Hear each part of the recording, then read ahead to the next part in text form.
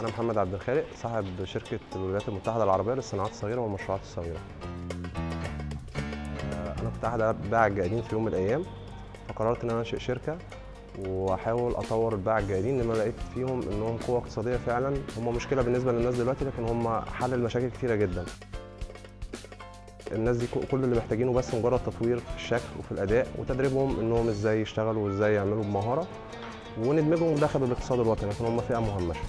دي فكرتها متر في مترين، بتعمل عليها كل حاجة كل حاجة، كتجهيز، كآلية، كتشغيل، أنبوبتها فيه هي شغالة بالغاز، حتى لو حابين نعملها كهرباء شحن هنعملها كهرباء شحن.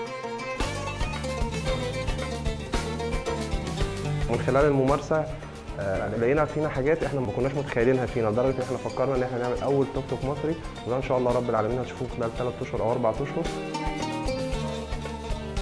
فرقت معانا كتير يعني، حتى الاستاف حتى الناس يعني شكلنا اختلف، شكل البائع التجول نفسه اظن هو اختلف كتير لدى الشعب المصري يعني، وربنا ييسر يعني.